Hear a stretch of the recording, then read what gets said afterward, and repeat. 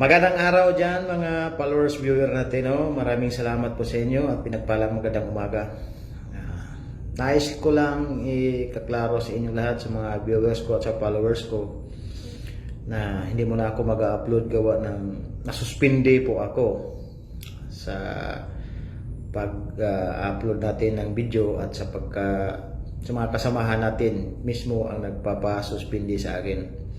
Suspendido po ako ng isang buwan. So, hintayin ko na lang yung June 21 matatapos yung suspindi ko. Gawa ng isa sa dahilan bakit ako nasuspindi, gawa ng mga kasamahan nating content creator na nagko-comment ng puro emoji. Doon ako na suspindi ni Mita. Kadalasan kasi yung mga content creator natin puro na lang emoji. Kung di smile na emoji, heart na emoji, congratulate na emoji. So doon ako na suspindi. Ang sinabi sa akin ni Mita, too much using emoji in your comment. So yung mga content creator natin dyan, aware kayo. Sana naman Lords, mga idol ko dyan, huwag kayong mag-comment ng emoji. Kawawa na yung mga kasamahan nating content creator pag ginawa nyo yan na puro emoji na lang ang kino-comment. Hindi ko nabura May isang content creator talaga akong nagko-comment sa akin lagi nga puro emoji. Yun lang ang hindi ko nabura. Doon binantayan pala ni AI Mita. Yun ang nasuspindido ako ng isang buwan. Kaya tingnan mo, hindi ako madalas na nag-upload gawa na nasuspindi ako. So matatapos naman to ng June 21, 2025 yung ko suspended ko kasi 1 month lang naman to.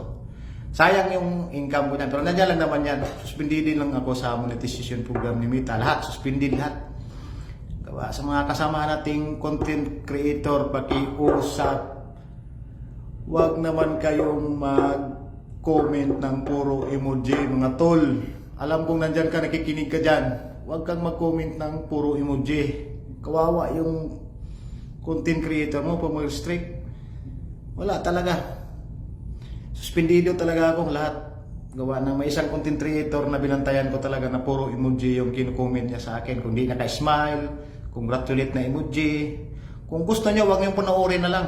I-bypass nyo na lang yung video ko. Huwag na lang kayong mag-comment ng puro emoji. Kawawa yung content creator mo kung puro emoji ang i-comment nyo. So lol, be aware tayo doon Kung ikaw, alam kong nakikinig ka, nanonood ka sa video ko ngayon, doon, iwasan mo na yung pag-comment ng emoji kasi kawawa yung kapwa content creator natin. Sa mga commenters dyan, huwag naman kayong mag-comment ng emoji, mga tulo. Kawawa yung mga kapwa content creator yan. Kasi ang sinabi ni Mita, using too much emoji, that's why I suspended you. 1 month yan mga idol. Pakiusap talaga sa mga content creator dyan. Huwag kayong mag-comment ng emoji. Sana aware kayo ngayon sa mga ina-advise ko. Suspendido ako ng 1 month. Ikaw tol, alam ko tol, nanonood ka dyan. Alam ko magandang content creator ka naman. Ako nagko-comment ako sa video mo. Hindi emoji ang nilalagay ko. So, aware ka naman tol sa nangyari sa akin kasi puro emoji na lang. Hindi ko lang napansin talaga yung comment mo na lalaking emoji na grabe tad ng emoji. Pero tiisin ko na lang tong isang buwan. Maawa ang Diyos, matatapos rin to. June 21 ang balik ko kasi nag-support, inbox na ako lahat, nag-email na ako ni Mita, ginawa ko na lahat. Sabi niya, hintayin mo na lang 1 month, mabubura na yung suspension mo. No, sabi ko, too much emoji, nakakasira talaga sa account natin. Tatalin ka ng emoji sa komentaryo. Araw-araw emoji. Smile emoji, congratulate emoji, pakalap-klap na emoji, bawal na bawal po yan. Sana alam nyo. So ngayon, di muna ako mag-upload, hintayin ko muna yung June 21 na matatapos ng yung restriction ko at saka suspension ko sa Facebook. Lagay ko dyan yung mga suspension ko. So, nakatulong sa iyo, too much emoji, nakaka-suspension sa ating mga account. Ikaw doon, idol, alam kong nanonood ka ngayon. Huwag mo nang sanayin yung emoji na tad sa komentaryo. Maawa ka sa mga kapwa mo, content creator.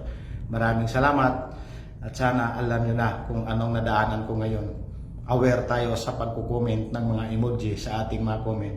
Kawawa ang mga content creator natin. Maraming salamat sa inyong lahat. At God bless. John 21, continue tayo. Salamat, maraming salamat.